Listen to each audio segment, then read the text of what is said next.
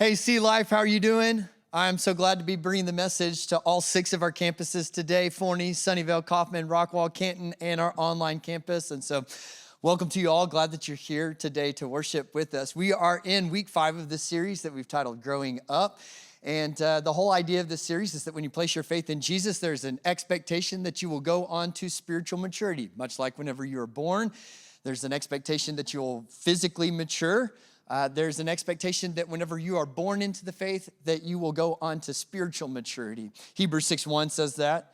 Therefore, let us leave the elementary doctrine of Christ and go on to maturity. What was being said there is, hey, listen, you got stuck at salvation. Don't get stuck at salvation. Salvation is the starting line. It's not the finishing line.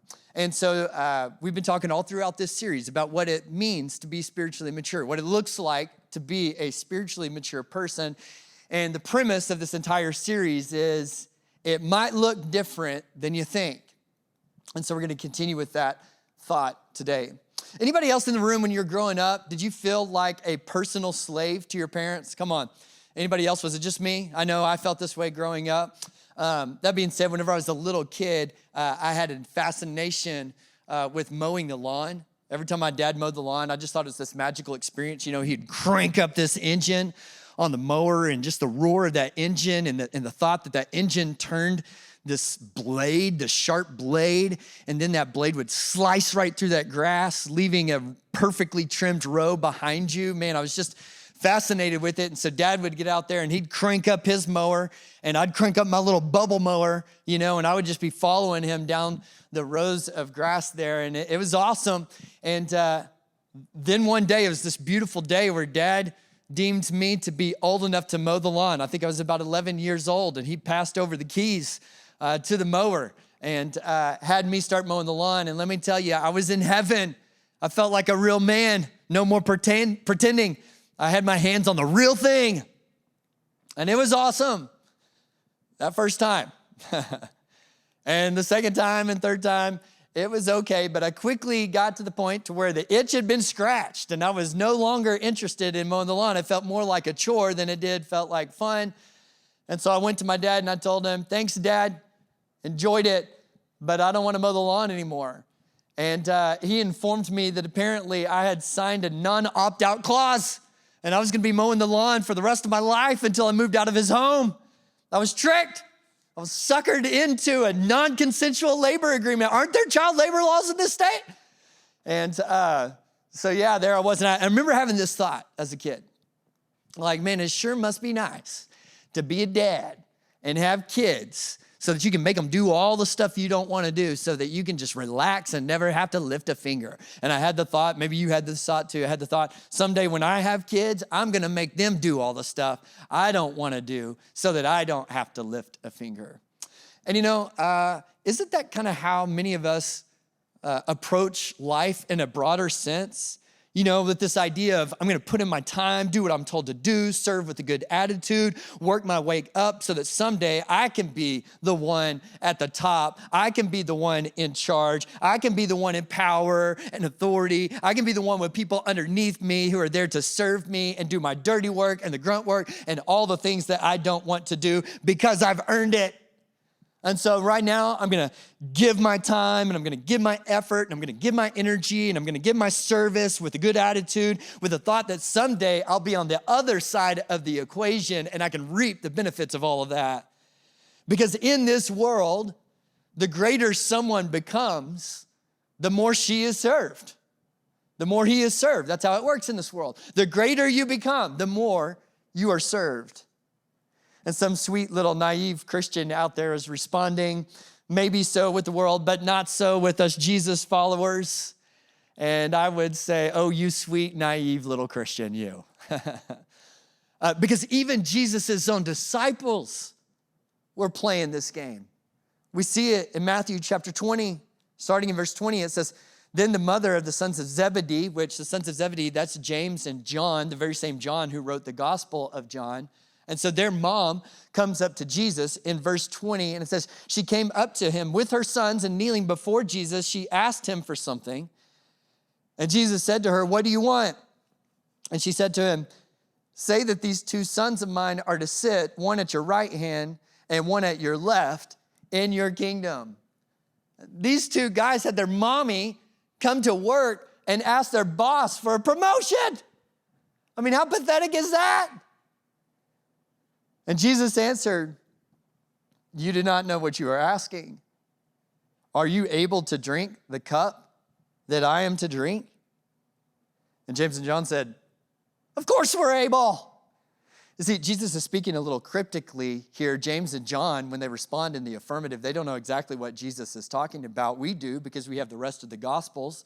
And so what we know is that on the night that Jesus was arrested in the Garden of Gethsemane, he was praying before that moment, and he prayed this prayer in Matthew chapter 26, my Father, if it be possible, let this cup pass from me. What's the cup he is referring to? He is referring to the cup of pain and suffering and torture that he was gonna face on the cross the next day. And so whenever what we know is whenever Jesus is saying to James and John, hey, are you able to drink from the cup that I'm going to drink of, that he's talking about the cup of pain and suffering and torture. But James and John don't know that. And they're just like, yeah, of course we can drink whatever. What are you having? Bartender, make it 3, you know? We'll drink it right now. We're not afraid. Give me your cup. I'll take a swig of it right now. And Jesus responds, you will drink my cup, but to sit at my right hand and at my left is not mine to grant, but it is for those for whom it has been prepared by my Father. Jesus is like, oh, y'all are gonna drink from my cup, you dummies. Just added that in. Probably Jesus didn't say that. Oh, y'all are gonna drink from my cup. But in terms of like doling out promotions and titles and authority and a corner office, I'm not in that game. It says, when the 10 heard it, the other 10 disciples, they were indignant at the 2 brothers. And knowing what we know about those other 10 disciples, they probably weren't indignant because the question that James and John asked of Jesus was so inappropriate, but because they didn't think of it first. That's probably why those guys were so upset, because they wanted to be on top and they wanted to be number 1 as well. But you can't really blame these guys, can you? Because this is just how the world works. This is how institutions works.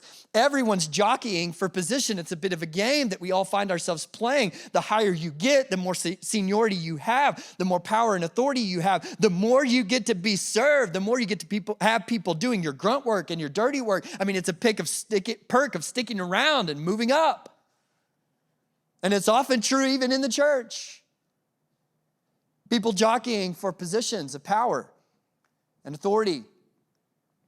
You have people jockeying to sit on committees and elder boards so that they can make decisions and have power, but they're not really interested in serving the church.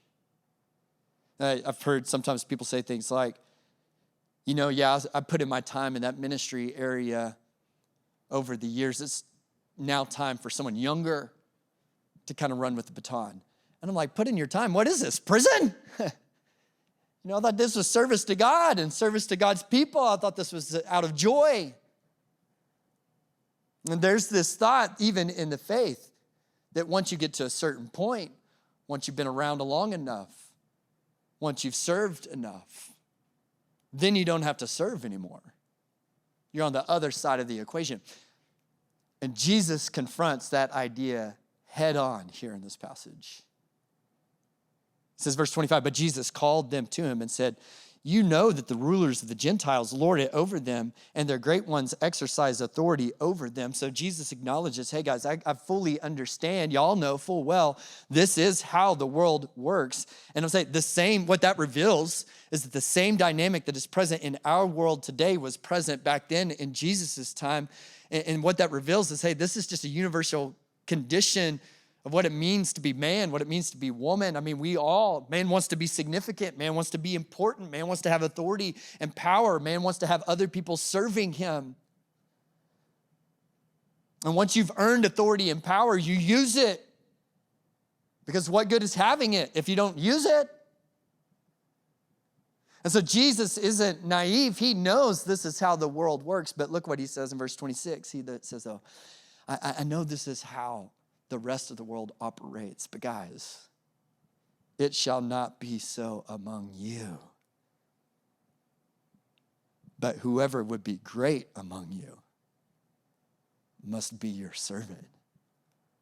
And don't you imagine his disciples were probably like, excuse me, what? You're going to have to say that again, Jesus, because it sounded like whoever wants to be great must become your servant, and that's an oxymoron. So what was it you said again? And Jesus is like, no, yeah, you heard me exactly right. That's exactly what I said. And with his next sentence, he doubles down. He says, and whoever would be first among you must be your slave. If you're a disciple, you're like, okay, come on, Jesus. Now you're just being a shock jock. Become your slave? I mean, who is voluntarily going to opt in for a life of like busting my hump, serving other people, and there's never a payoff at the end? There's nothing in it for me at the end of it? No one would ever do that. And Jesus is teaching his disciples, hey, I know this is how the world operates over there. People are working hard and climbing the ladder and serving so that someday they can sit at the top and have people serve them. But my kingdom is not like this earthly kingdom. That's not who you are. In my kingdom, the one who aspires to become great must become a servant. Whoever wants to be first must become a slave. See, I know that in the world, the greater one becomes, the more he or she is served. But in my kingdom, the more you serve, the greater you become. And the greater you become, the more you must serve. This is what Jesus was teaching here. In the world, the greater you become, the more you get to consume, right? The more you get to consume. But in my kingdom, the greater you become, the more you contribute. The more you give. Want to know who the spiritually mature are? Just look for the people serving. And you don't have to look hard around here at Sea Life because we have them all over. We like to call them dream teamers, you know? People who are just giving of their time and effort and energies and expertise to serve God and to serve others. My mind immediately goes to Saturday night here on the Forney campus. And so I had to preach on the Rockwall campus. I got the opportunity to preach on the Rockwall campus on Easter Sunday. And so on Saturday night, I came to our Forney campus in order to just be able to take in one of the services. Well, after the service was over, I was just milling around, chatting with a few people, and I ran into these two different families from the Rockwall campus.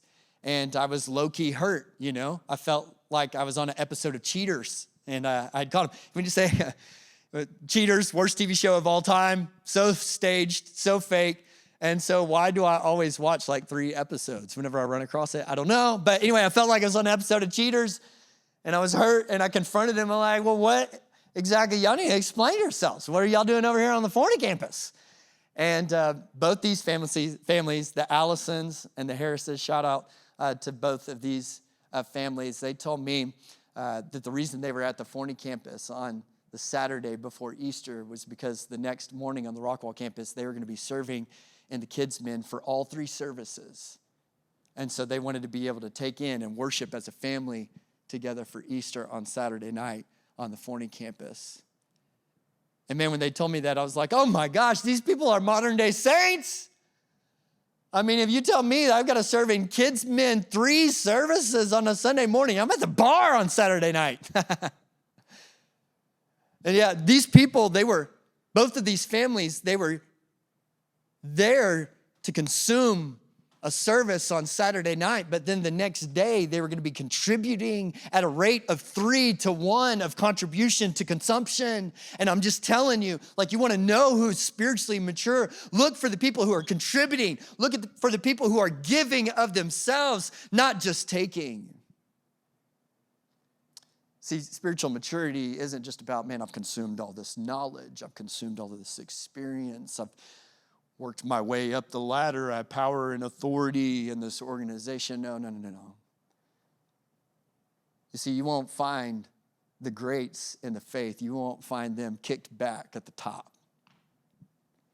You'll find them on the bottom, serving.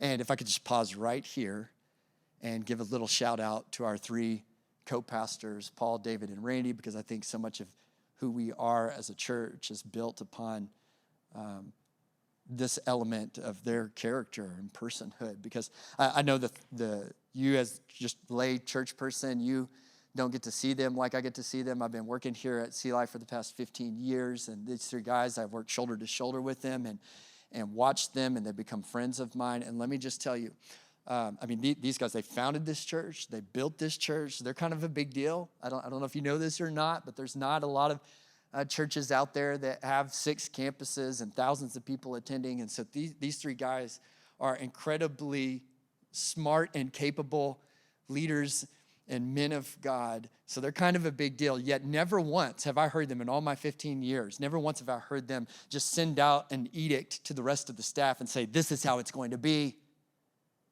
or you need to come serve me and do this. It's never, ever like that. Instead, what you'll see is come to one of our campuses on a Wednesday afternoon, and you're very likely to see Randy Wade pushing a broom or a mop in the lobby in order to help the youth guys get the campus looking good for their youth service that night.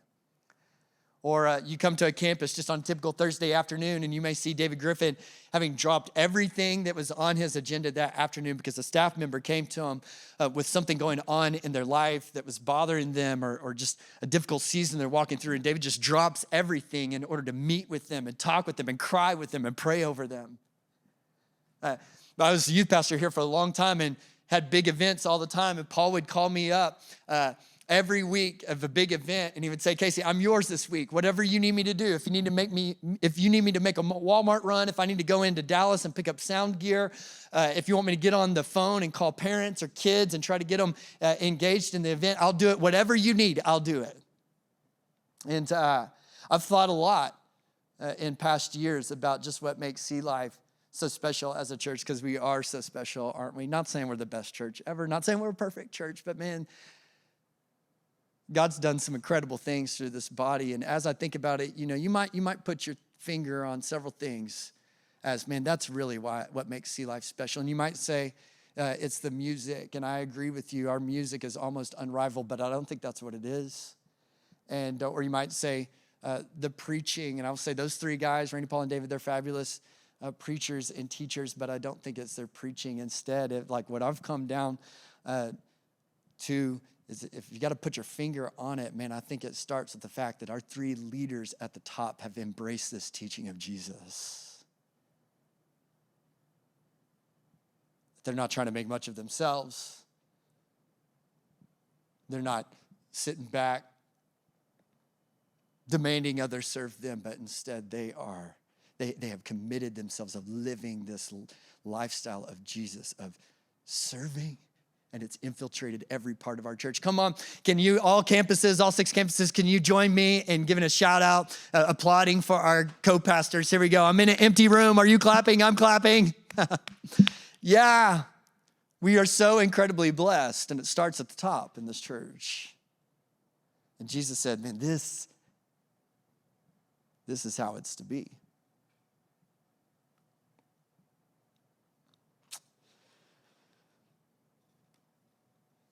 Whoever would be first among you must be your slave. And the disciples had to have been thinking, it sounds nice, Jesus, but no one's actually ever going to do that. Who would do that? And Jesus responds to that objection with his life. He goes on, verse 28, even as the Son of Man, referring to himself, came not to be served, but to serve and to give his life as a ransom for many. See, Jesus would never call us to live in a way that he has not first modeled for himself. And Jesus says, hey, I came to live this way.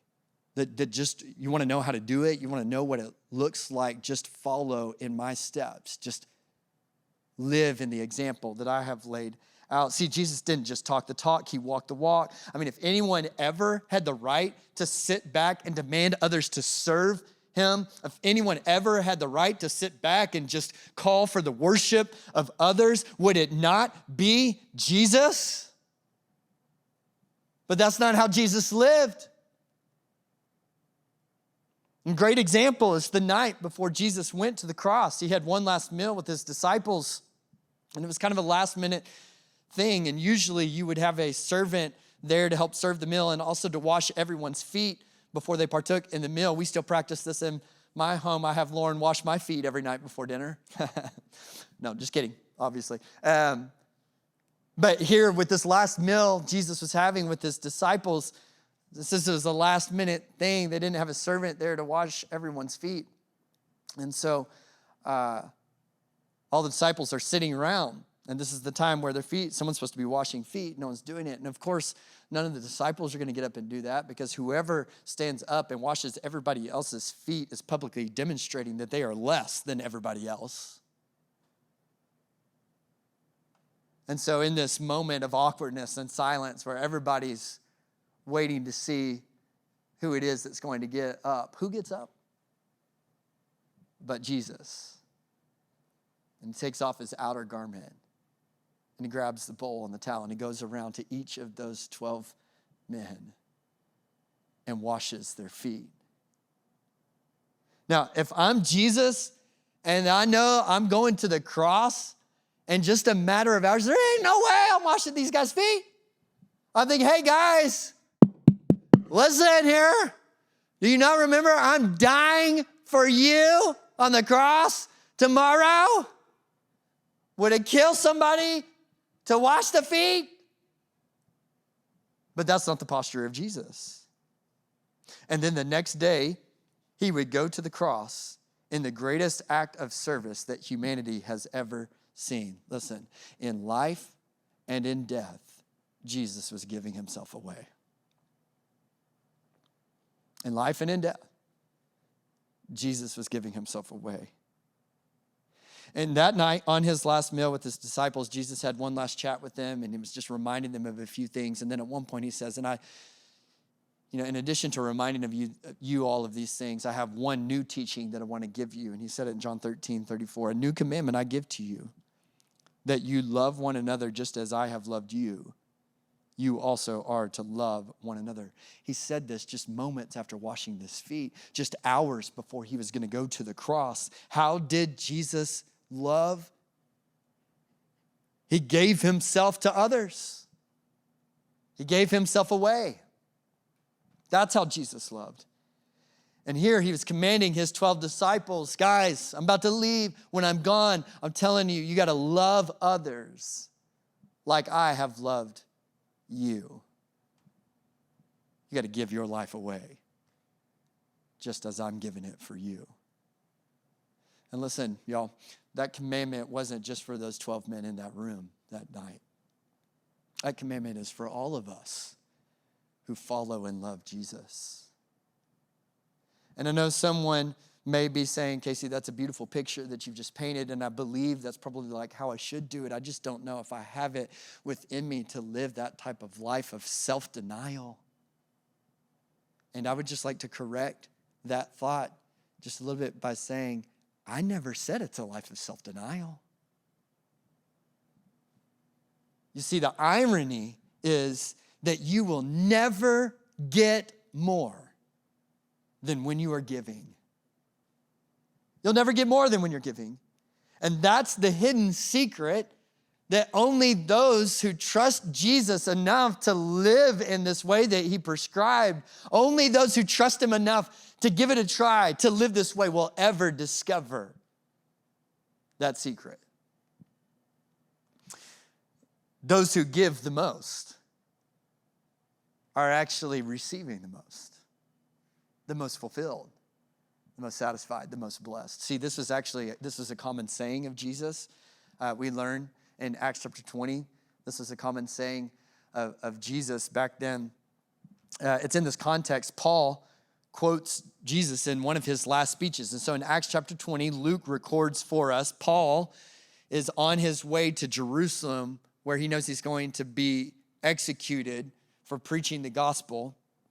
And so he stops off at this town, Miletus, and he calls the elders and the leaders from the church at Ephesus to come and meet him in Miletus, because he wants to have one last chat with them before he goes on to Jerusalem and his impending death. And he says this, Acts 20:22, and now behold, I am going to Jerusalem, constrained by the Spirit, not knowing what will happen to me there, except that the Holy Spirit testifies to me in every city that imprisonment and afflictions await me. They say, I don't know exactly what's going to happen when I get to Jerusalem, but I know it's not going to be pretty. In verse 25, he tells these church leaders, his friends, he tells them, you'll never see me again.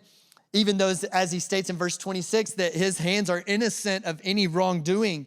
And so Paul knows he is headed toward his death. And these elders from this church in Ephesus that Paul has planted and pastored were distraught about this. It says in verse 36 and 37 that there was much weeping. I mean, Paul's friends, these leaders in the church, they are distraught. They're sad for themselves because Paul's their friend and they're going to miss Paul. But beyond that, they're sad for Paul because what has this guy done that deserves death? I mean, all he's ever done is given his life away since the moment of his conversion to planting churches and preaching the gospel and serving others. And yet his reward is going to be death. And so his friends are distraught for him. And Paul, seeing their sadness and seeing their grief, kind of chimes in. He's like, guys, don't feel sorry for me. And he says this in verse 35, in all things I've shown you that by working hard in this way, we must help the weak and remember the words of the Lord Jesus, how he himself said, it is more blessed to give than to receive. Paul breaks in like as everyone's feeling sorry for him because he's about to go and die prematurely. And he's like, hey guys, listen, I can tell you're starting to feel sorry for me. Don't feel sorry for me because I'm telling you, even as I head toward my death, even as I have poured out my whole life for you and others just like you, I'm telling you the words of Jesus, that thing that he used to always say, I'm living, breathing proof of it. It is more blessed to give than to receive. Paul says a version of the same thing in 2 Timothy chapter 4, for I'm already being poured out as a drink offering. He's like, my life is like, I'm pouring it out, I'm emptying it out. And the time of my departure has come. I have fought the good fight. I have finished the race. I have kept the faith. Henceforth, there is laid up for me the crown of righteousness, which the Lord, the righteous judge, will award to me on that day. And I just want to pose the question to you. Does that sound like a man who feels like he got suckered into a raw deal? No. Whenever I read that passage, that sounds like a man who's saying, yeah, you know what? I've committed my whole life to this thing. My whole life I've been given in service to God and in service to others. And I'm just telling you, as I'm on the doorsteps of death, as the curtain is coming down on my life, if I can just tell you, it's been so worth it. It's been so worth it. You see, we all think that the life is climbing the ladder and getting to the top and having power and authority and money and people underneath to serve you. But the truth is the opposite. There is no greater satisfaction. There's no greater joy and fulfillment than giving your life away in service to God and in service to others. There's no greater joy. And if I could just give you as a personal example from my own life, Lauren and I, we have absolutely experienced this in our financial giving. Man, can I just tell you, Lauren and I, we like to make money. We like to spend money just like all the rest of you. But man, there is nothing more joyful to us than being able to give back to God through our church and to be a part of all that God is accomplishing through us. There's nothing more joyful than being able to write checks to nonprofits that are doing God's work here on earth, serving people. There's nothing more joy-filled than when we get to write a check for someone who's going through the process of adoption and to just get to be a part of helping make that dream come true in their life. Man, we love spending money. There's a rush that comes with spending money, right? I'm just telling you, it doesn't compare to the joy of giving. And this is not of finances. This is not like a giving or a tithing talk. I just bring that up as an example because I think often that's the place where it's most hard to trust God and to live this way. And I'm just saying, man, we've experienced this in our own life, and you will too if you have the faith and the trust to test Jesus at his words. Man, the life is a life given away to God and others. Nothing more fulfilling than that. Nothing more joy-filled. Nothing more satisfactory than that. Around here at Sea Life, we never want to preach a message that doesn't have an opportunity to act on it and quickly. And so strategically here in just a few weeks, we are having our second annual Serve Week on Saturday, June 11th through Saturday, June 18th. And this is our annual event where we want you, everyone who calls Sea Life home, we want you to get together with a group of people and go find a way to be a service to the people in your community. And so if you're a part of a community group, and that's a great group. Get huddled up with them, figure out what you want to do, and go serve on the week of June 11th through the 18th. If you don't have a community group, that's okay. You can find some friends in the church or get together with some family, determine some way that you want to be a blessing to people in your community, and go do that. It can be anything. It can be big if you have the resources to pull it off, or it can be small. It can be like you can paint someone's house or do some needed repairs on someone's house. You can mow someone's yard that is overgrown. You can cook a home-cooked meal and take it to a neighbor who's going through a difficult time. You can host a block party. You can host a karaoke party for a nursing home. Get crazy, you know? You can do literally whatever you want to do, be as creative as you want to be. We just want everyone who calls Sea Life home, we want you to be involved in Serve Week in some capacity. And the reason why is because we want to give you just a little taste of living this life that Jesus said, man, is the blessed way. It is so blessed to give one's life away. And so we encourage you to participate in Serve Week. The campus pastors are going to come up in just a moment to tell you how you can register for that and participate in that. And we want you to join in on that with us. All right, so just circling back. I've got 4 kids of my own now. You know how I told you as a kid, I couldn't wait to have kids someday so that I could make them do all the chores and all the work and I could just sit back and not lift a finger. Well, now here I am. I have 4 kids of my own. And can I just say, it's not quite like what I thought it was going to be, you know? I thought having 4 kids, I'd get to make them do everything while I'm just sitting around relaxing. But I'm just telling you, as a dad of 4, there is nothing more exhausting than the work of parenting 4 small children. I mean, I've come to the point where I'm like, okay, I guess I'll relax when I'm 53 and they're all out of the house, except for then I'll have to work harder than ever for the next 20 years to pay off all the debt I incur on their college, you know? It's like you can relax when you die or lose your mind. And my oldest son, named Dayton, he is 9 years old, not quite old enough to mow the lawn, but we do make him take out the trash every day. Can we all just agree? Easiest chore ever, taking out the trash, right? But I'm sure Dayton, in his mind, as he's taking out that trash, he's thinking some of the same thoughts that I used to think. Man, Dad doesn't have to do anything. He just sits back and issues out commands. Must be nice. Someday when I have kids, I'm going to make them do it all too. Like I am Dad's personal slave. And I'm like, listen, buddy, I'm the slave here. Everything I do is for you and the other short people who eat my cereal, you know? It's like, I'm the slave here. Right, parents? Come on. Anybody else with me in the room? And yet I think pretty much all of us would say, and there is nothing better, nothing more fulfilling, nothing that sparks joy quite like serving and investing in our kids. You know why? You know why? Because Jesus' words really are true. Oh, it's just so much better to give than to receive. The life is a life given away. Oh man, church, this is the secret that so many people will never discover because they just don't have the faith to take the jump. But man, you can do that.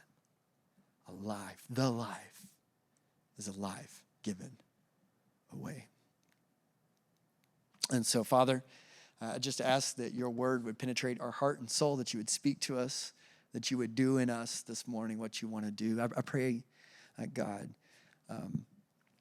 that you would give us the faith and the trust in you to take this leap into this type of lifestyle that Jesus so beautifully modeled for us.